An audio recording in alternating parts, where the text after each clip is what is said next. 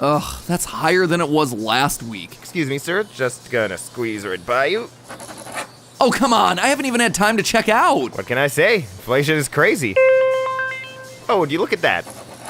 Are you serious?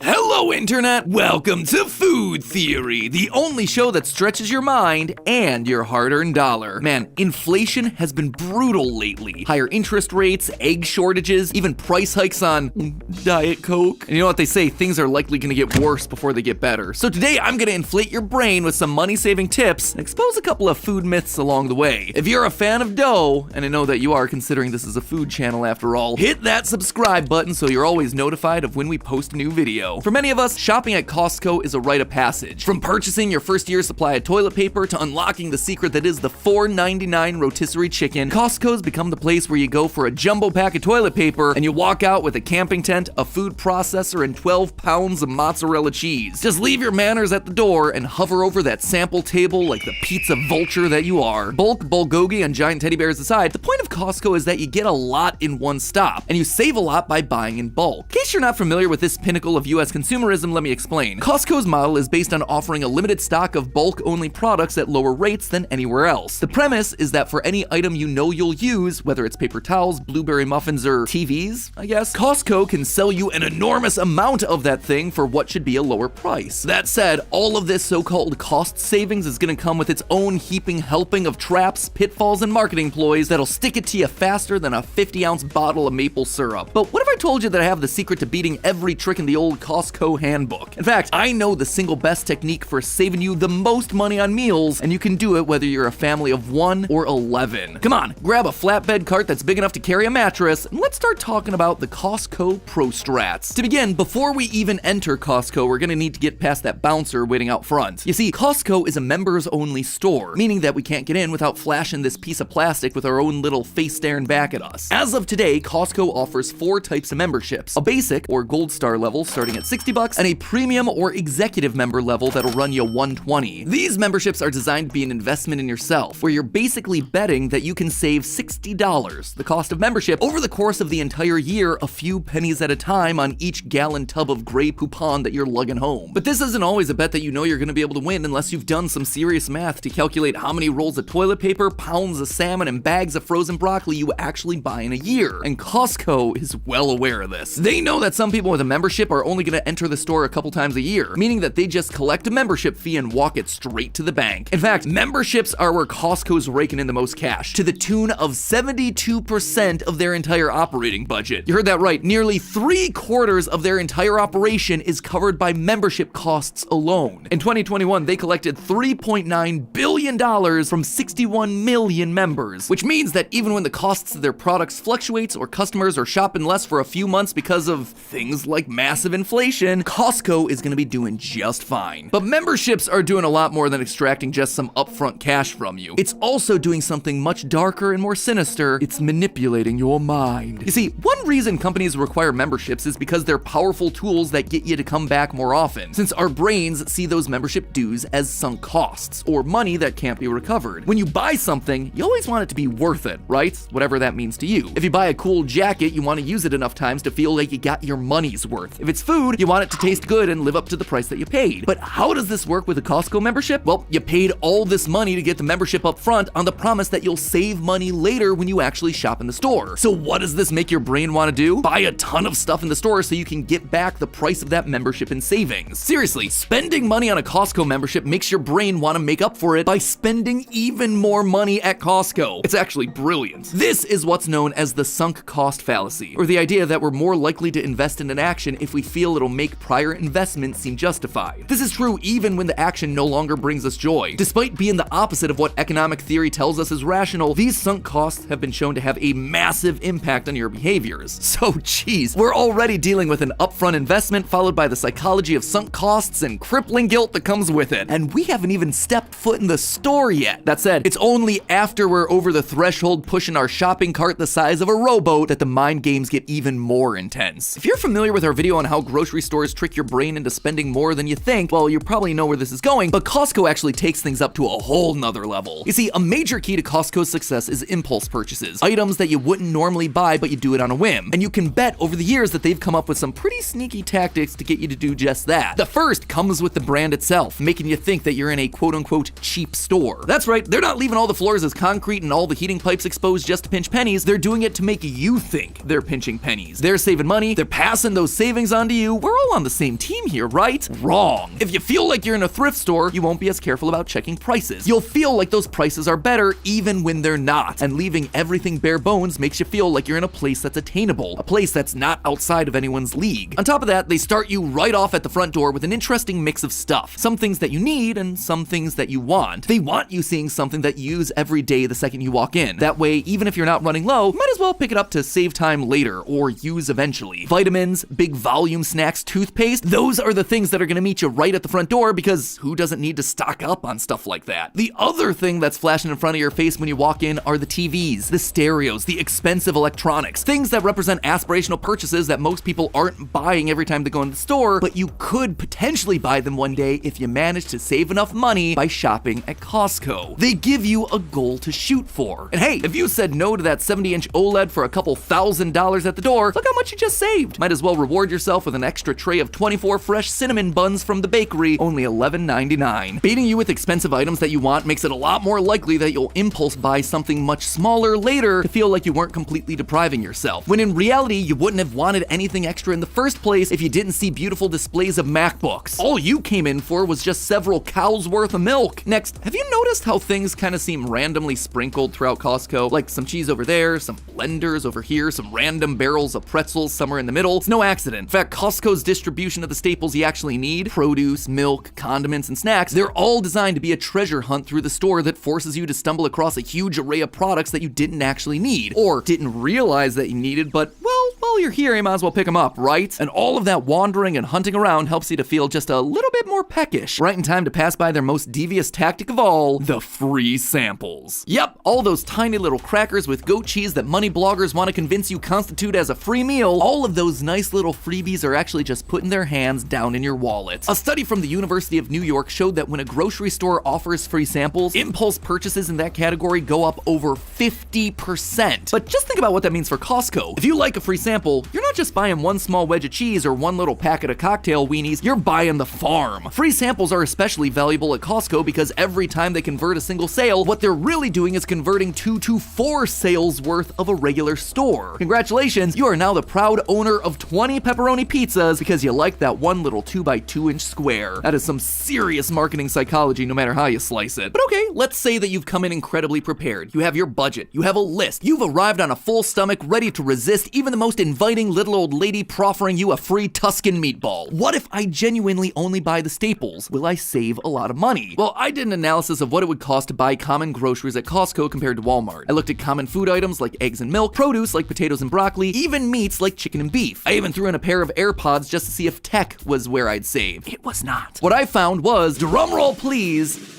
on average, you're saving $1.14 per product shopping at Costco. Yay? Is that a win? Fun fact, the biggest savings actually came from coffee at only 42 cents per serving. So hey, you can rest easy knowing that you do in fact save by shopping at Costco, provided you buy at least 53 items there in any given calendar year instead of buying those items at another retailer, and that you use everything that you buy. That right there is the biggest sticking point, isn't it? You only save money if you use the stuff that you bought. You see, the average price of an item at Costco is a lot more than a smaller item at another store, meaning that you're gonna have to be ready to make an investment in that food, and you're gonna be eating it like every day until it runs out. In my analysis of staples that I would need to buy at Costco instead of buying at a regular grocery store or Walmart, I would need to spend over $400 to buy the bulk versions of all of those things. And in the end, on an average basis, when you normalize for the amount of products you bought, you only save yourself $20. And what happens if I don't use everything I just bought? Well, then it goes to waste, of course, meaning that I just have to go back and buy more. And chances are, unless my meal planning is prodigious and I know exactly how much my family has eaten each day, I'm not gonna get it right. What the heck am I gonna do with 5 pounds of lemons, 4 dozen eggs? I better be a baker or Gaston, or my entire family better be eating omelets every day, which will also help me use up the pounds and pounds of cheddar cheese that are now weighing down my refrigerator shelves. And you see, this is where most people fall into the Costco trap. Food goes to waste and you just end up buying it all again. Or you end up eating the same thing every day out of obligation, not because it was the best choice for you based based on your nutrition, but because you felt guilty because wasted food equals wasted money. So sure, in some scenarios, shopping at Costco makes sense. Say you're an affluent, college-educated homeowner with both a family and enough disposable income to make buying in bulk a good option to stock your enormous refrigerator and freezer. Because theorists, that right there, that is Costco's target customer. You might be led to believe that the average Costco shopper is lower income or a blue-collar worker on a shoestring, but you couldn't be more wrong. According to their own accounts, who they're actually targeting are professional women between the ages of 35 and 45 who make on average over $125,000 per year and are spending well over $100 per shopping trip. When I found this out, I was seriously shocked. Like, this is Costco's biggest secret. A store that markets itself as discount is actually a store for rich people. Just,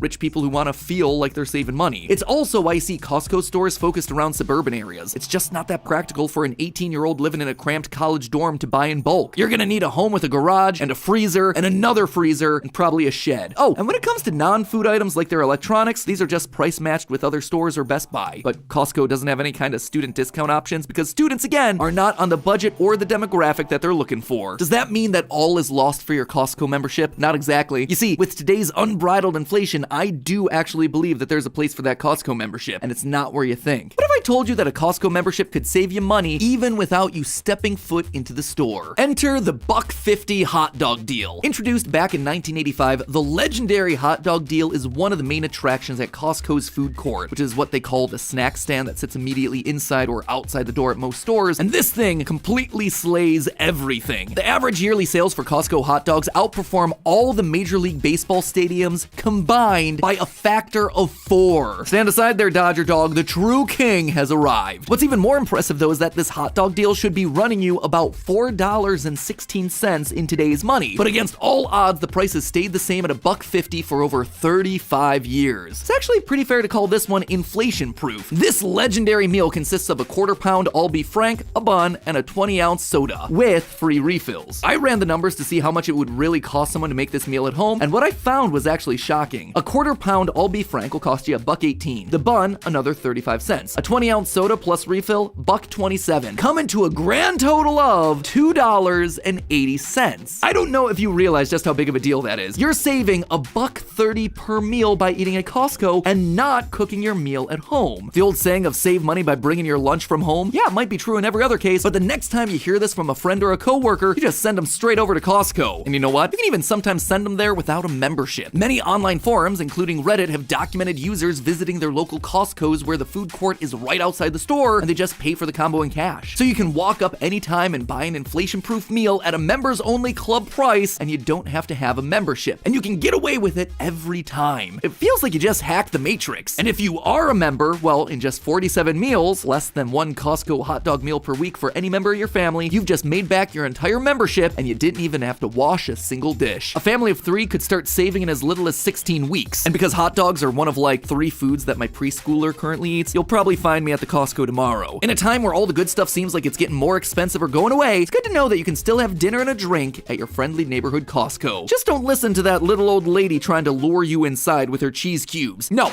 you stay back, Edna. And as always, remember, my friends, it's just a theory. A food theory. Bon appetit. And hey, if you're interested in saving money at your normal, regular grocery store, that video is on the left. Or if you're interested in figuring out ways to save money on your makeup, that video is on our newest channel, Style Theory. That one's on the right. As always, my friends, I'll see you next week.